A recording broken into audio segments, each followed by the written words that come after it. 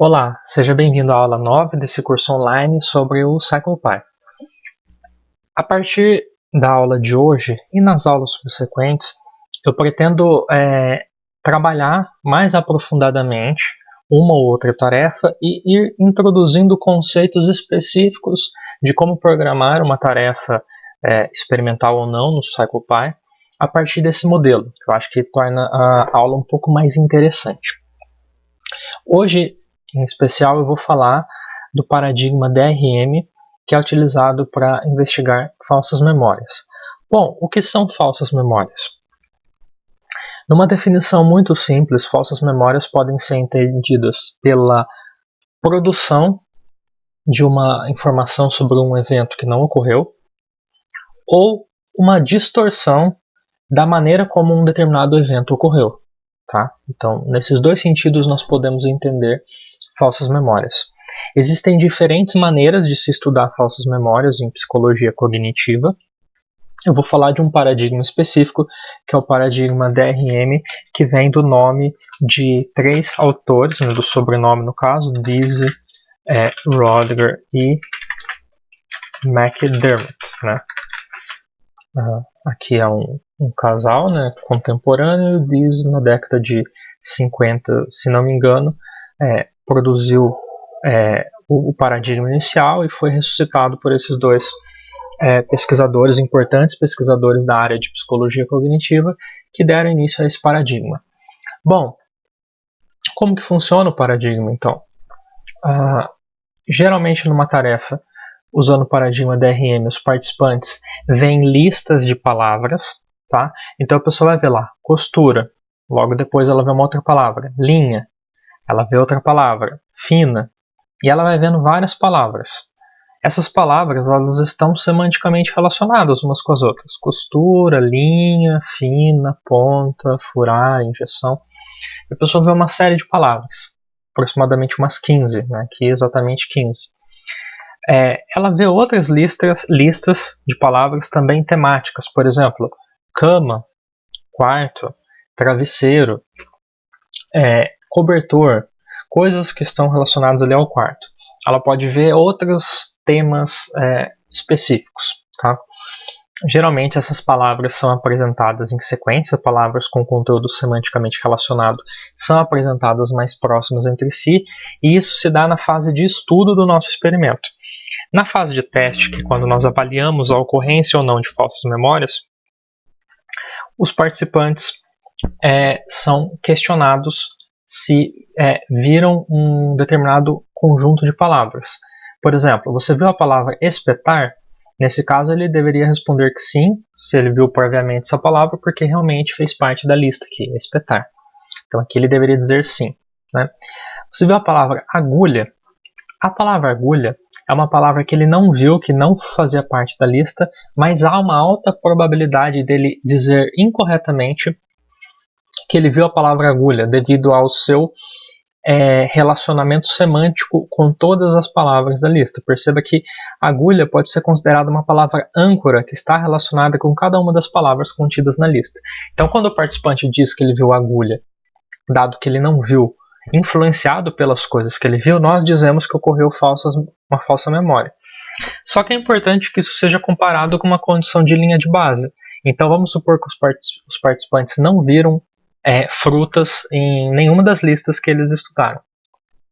Eu posso perguntar se ele viu a palavra banana. E aí eu tenho um parâmetro para comparar. Essa é uma palavra que ele não viu, mas que tem um relacionamento semântico com a lista acima. E essa é uma palavra que ele também não viu e que não tem um relacionamento semântico com a lista acima. Eu posso comparar, por exemplo, qual que é a suscetibilidade de falsas memórias aqui com essa palavra, comparada com essa palavra, para ver qual que é o grau, o efeito do relacionamento semântico das palavras na suscetibilidade às falsas memórias. Então esse é um paradigma experimental. Lembrando, não é o único, mas é dele que eu vou falar aqui nessa aula, ok? Então como que a gente poderia programar esse experimento no CyclePy?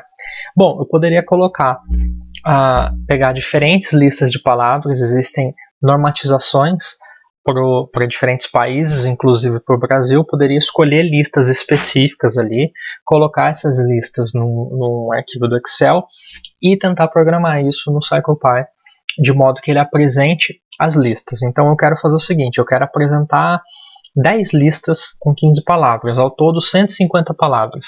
Como que eu posso fazer isso? Então eu vou começar ilustrando uma abordagem tradicional.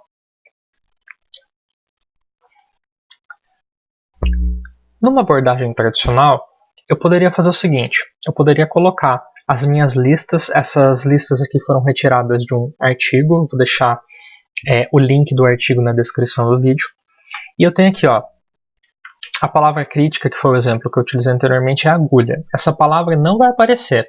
Então, as palavras aqui que estão na coluna palavra crítica, elas não aparecem na fase de estudo. Elas só aparecem depois, na fase de teste, justamente para eu avaliar ou não a ocorrência de falsas memórias. E aí vai aparecer a minha lista de palavras aqui. Então, 15 palavras de cada uma das listas, ok? E eu vou mostrar costura, linha, fina. Então, uma maneira de eu fazer isso seria pedir para o CyclePy. E eu quero que essas palavras apareçam sequencialmente, tá? Aqui eu quero que seja sequencial, da palavra 1 até a palavra 15, mas a ordem das listas eu quero que seja aleatória, tá? Então, o que eu quero que o CyclePy faça? Sorteia uma lista aí. Então, ele sorteou a lista exército, tá? Então, sorteando a lista exército, ele não vai mostrar exército, vai mostrar soldado, armas, guerra, disciplina, farda, ordem, até a última palavra lá, quartel. Agora sorteia outra lista, ele vai mostrar a lista aranha, não mostra lista aranha, ele não mostra aranha, mostra teia, veneno, inseto, até asquerose, tá? Ok, muito bem. E ele vai fazer isso para todas as listas aqui, nesse meu exemplo eu tenho 10 listas. Uma maneira tradicional de fazer isso seria por meio desse programa que eu já deixei pré-criado aqui. Então o que eu tenho aqui? Eu tenho aqui no fluxo, eu tenho um fluxo longo, perceba aqui que ele tem várias rotinas. E na primeira rotina aqui, que é a Trial Word 1, eu tenho aqui Word 1, o nome do meu componente aqui de texto. Ele vai demorar 1 segundo para aparecer, como se fosse um intervalo entre tentativas, e quando ele aparecer, a palavra aparecer, vai ficar 5 segundos na tela. Ele vai buscar da coluna aqui, ó, palavra 1, set ever repeat. Então ele vai buscar dessa coluna aqui, vai ser sempre a primeira palavra a aparecer na minha lista, ok? Depois a mesma coisa para a palavra 2, olha lá, palavra 2 vai demorar 1 segundo para aparecer, vai ficar 5 segundos na tela, só que agora ele pega da coluna palavra 2, set ever repeat, ok? Então eu vou fazer isso 15 vezes, então tem que ter 15 componentes ali só para essa etapa.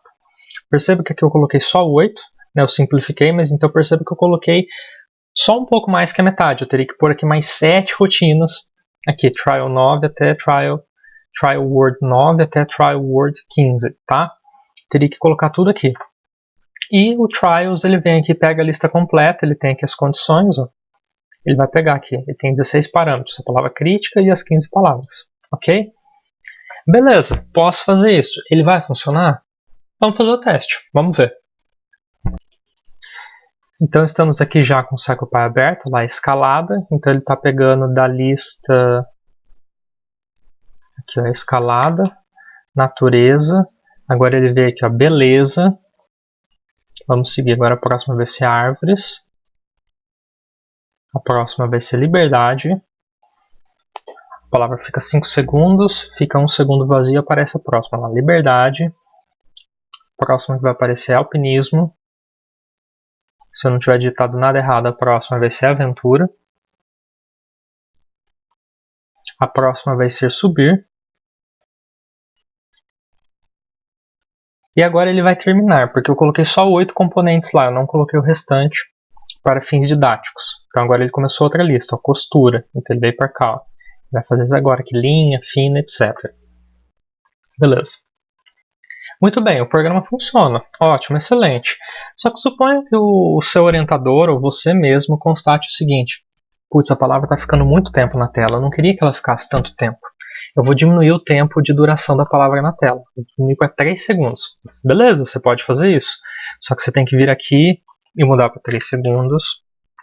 Você tem que vir aqui e mudar para 3 segundos e você tem que repetir isso 15 vezes. O seu orientador pode falar, putz, a palavra está muito pequena na tela, não tem como deixá-la um pouco maior? Beleza, você pode fazer isso, pode aumentar aqui, só que você vai ter que aumentar nas 15 rotinas, né? Então isso pode dar um trabalho muito grande desnecessário. O código funciona, ele faz aquilo que eu gostaria que ele fizesse, beleza, não tem problema quanto a isso. Mas tem desvantagens. Eu posso, por exemplo, acabar mudando o tempo de todos e por um acidente numa rotina específica eu não percebo que ao invés de digitar 3 eu digito 4. Então todas as terceiras palavras da minha lista vão aparecer 4 segundos e não 3 segundos. Isso gera um problema de um confundidor. O pessoal costuma dizer em programação que não é boa prática repetir código. Quando você está repetindo código, é porque está faltando pensar um pouquinho para descobrir como que você pode refatorar aquele código, aquele programa, para que ele faça exatamente a mesma coisa de uma maneira mais elegante, mais eficiente. Tá? É isso que nós vamos aprender a fazer hoje. Tá? Então, aqui a gente já viu que essa é uma abordagem tradicional e tem seus problemas. Eu posso cometer um erro. Né? Eu posso, porventura, sem perceber, aqui na palavra 5, acabar colocando aqui para ele buscar da palavra 1.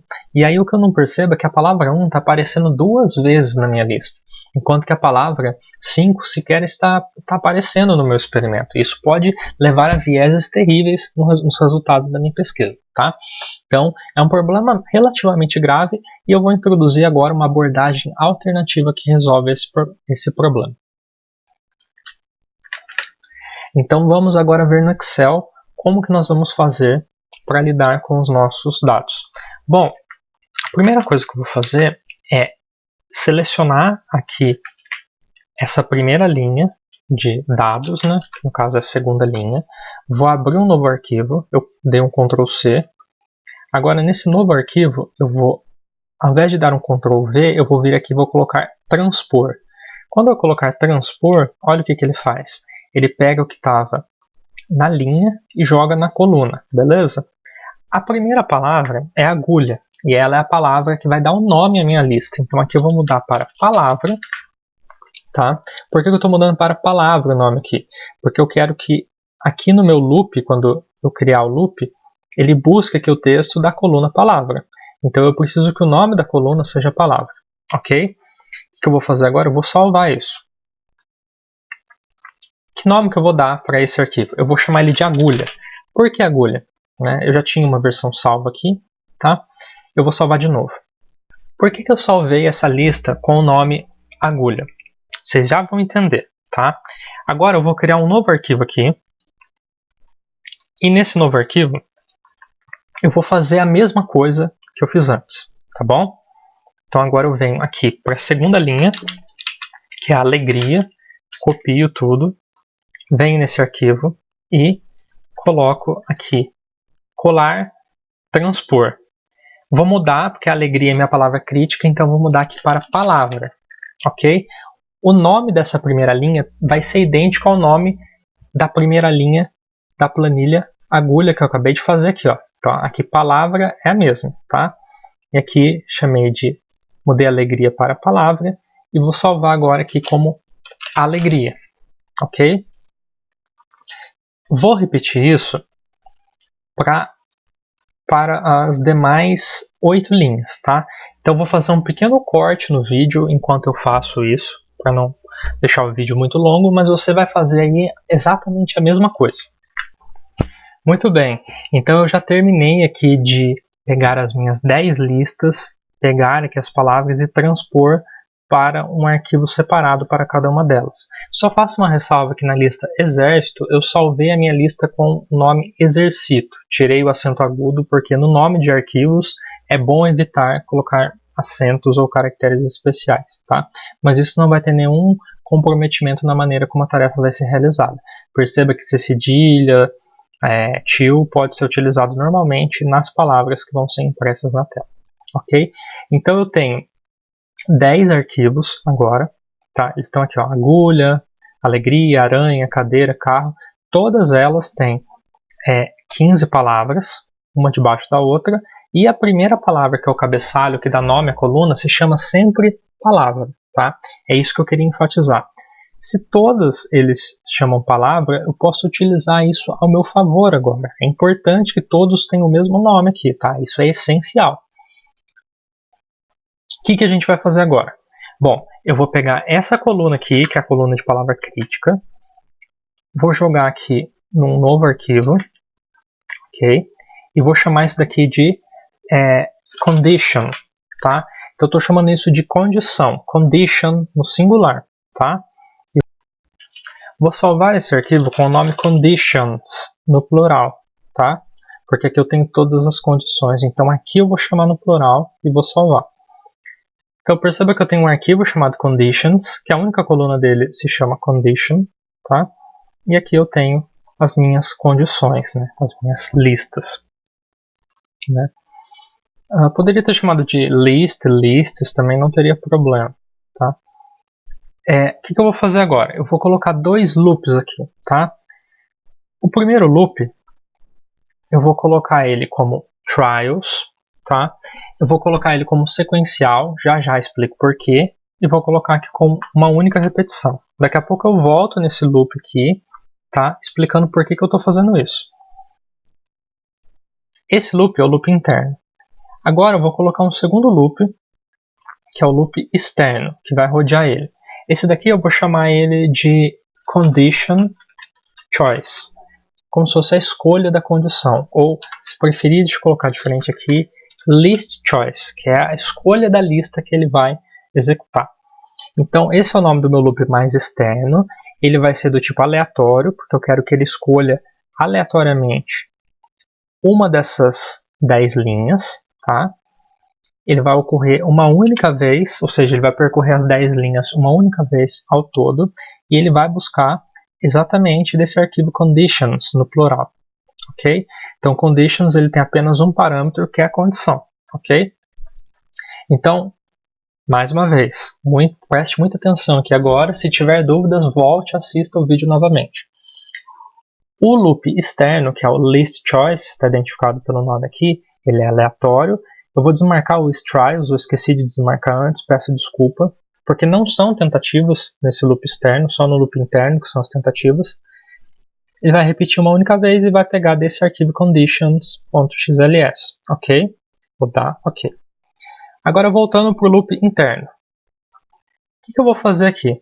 Qual arquivo que eu vou colocar aqui em conditions? Eu não posso colocar nenhum arquivo, porque se eu colocar um arquivo específico, ele vai ficar sempre me mostrando a mesma lista. Então o que eu vou fazer aqui? Eu vou colocar cifrão, aí eu vou colocar condition, tá? O que é condition aqui? Condition aqui é quando ele lê essa planilha, ele vai sortear uma linha aleatória. Vamos supor que ele sorteou devagar, tá? Então ele sorteou devagar. Eu preciso daí que ele venha aqui e vou pôr aqui mais e vou pôr .xlsx, ok? É isso que eu vou fazer. Então, a condição, qual arquivo do Excel que ele vai ler, vai depender de cada loop externo que ele fizer. Ele vai selecionar aqui uma linha aleatória e aí ele vai abrir o arquivo com o mesmo nome, agulha.xlsx ou doce.xlsx, rei.xlsx. Eu vou dar um ok aqui, tá? Aqui eu percebi um erro importante, é que eu tenho que tirar o acento agudo, eu tinha esquecido. Olha só que importante. Tirei o acento agudo porque o arquivo aqui que eu estou utilizando, ele não tem acento agudo. Senão o CirclePy ia se confundir depois. Ainda bem que eu vi isso antes. Então o meu loop interno, ele vai buscar da coluna condition do arquivo conditions que alimenta o loop mais externo. Tá bom? Vamos ver se isso funciona? Vamos ver já. Deixa eu só explicar mais duas coisas. O trials aqui é porque são tentativas, sim, isso é verdadeiro. E por que sequential? Por que não aleatório? Porque quando ele abrir um arquivo, vamos supor que ele sorteou o arquivo carro. Então, deixa eu abrir o arquivo carro aqui. Aqui eu quero que ele percorra na ordem. Transporte, velocidade, motor, locomoção, rodas, até chegar na última palavra. Mas por que isso? Porque geralmente na tarefa do paradigma DRM, as palavras elas são dispostas na ordem de associação com a palavra crítica. Então, transporte está mais associado semanticamente com carro do que velocidade. Velocidade está mais associado com carro do que motor. E a última palavra lá, que é gasolina, ela seria a palavra menos associada com carro do que todas as outras.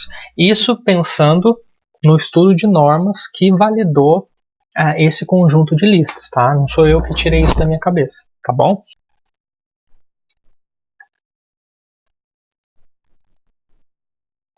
Então agora eu vou dar um OK aqui e a gente vai fazer um teste para ver se funciona. Vamos lá? Olha aqui, apareceu açúcar aqui, começou então.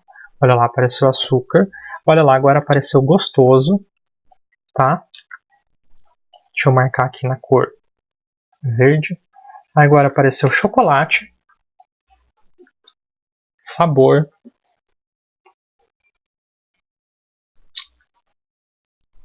mel. Olha lá, está seguindo a sequência certinha. Então o que ele fez aqui? Eu vou falando enquanto ele vai aparecendo. Olha lá, sorvete. Ele sorteou aleatoriamente uma dessas listas aqui e a lista que ele sorteou foi doce. Quando ele sorteou a lista doce, ele abriu a planilha aqui doce e começou a sortear, a apresentar as palavras na sequência que está aqui, ó. Salgado. Então já sei que os próximos são guloseima, diabetes, gordura, cárie, torta e paladar. Porque o loop interno eu marquei como sequencial. Se você ficou com dúvida nisso, por favor, volte e assista o vídeo novamente, tá? Então ele vai aqui diabetes, gordura, cárie, ele vai até paladar. Ok? Vamos esperar ele terminar e vamos ver qual que vai ser a segunda lista que ele vai sortear. Cárie, o acento que sai tranquilamente, sem problemas. Torta. E paladar é o último.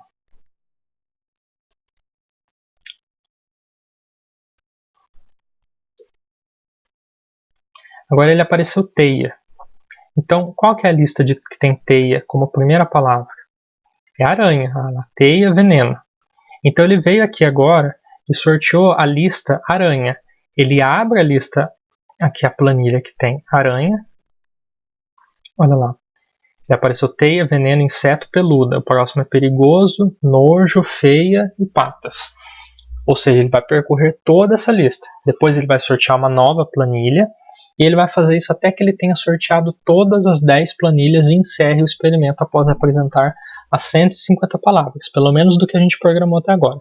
Não vou mostrar tudo, obviamente, porque senão o vídeo vai ficar muito mais longo do que já está.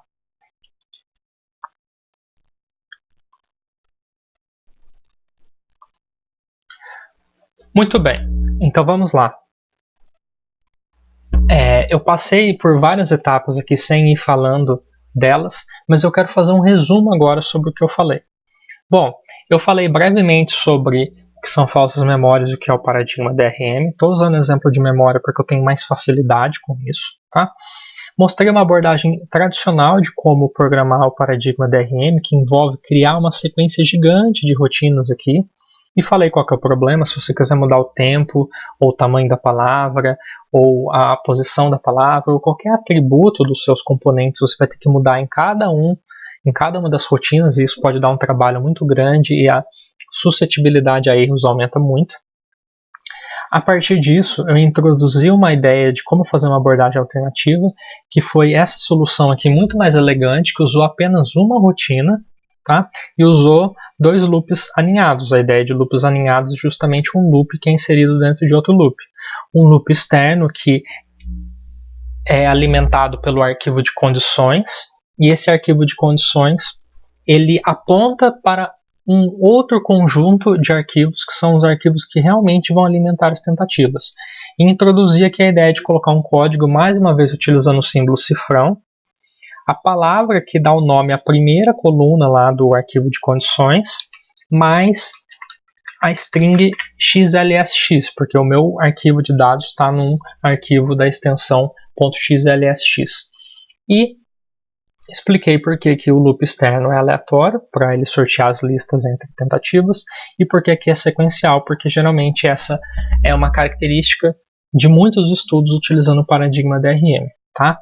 Então, essa foi a ideia geral dessa aula, espero que tenha ajudado vocês.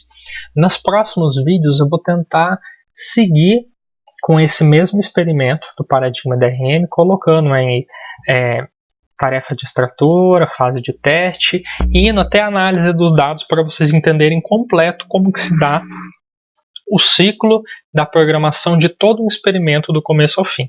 E espero que a partir disso eu consiga ir ensinando alguns conceitos relacionados à programação de tarefas experimentais no CyclePy.